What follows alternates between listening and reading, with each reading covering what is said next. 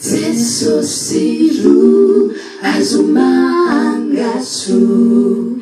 Vita iandraka firane betuku Nimino azy olo afakavo Ny devoly lavitsy azy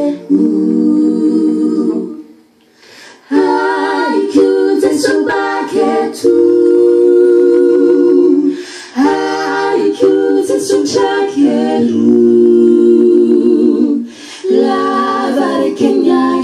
Izau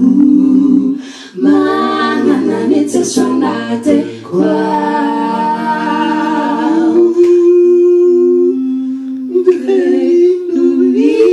Nuli sua etu Teso tatakan Reketa suhafu Transpira fese amendrate fana Zanate kwa Hayu Teso baketu Hayu Teso jakeru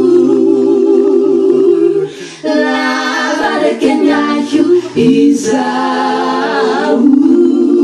Mananga ni Teso nate kwa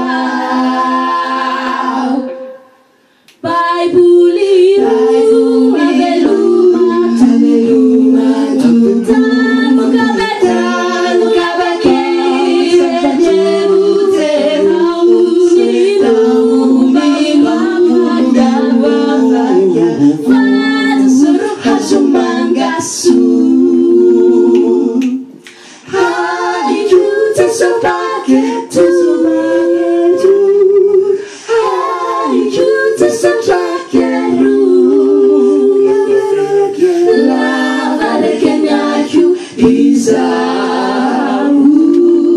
Manana ni Teso nate kwao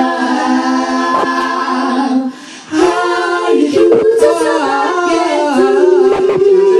baketo Hayu Teso jakeru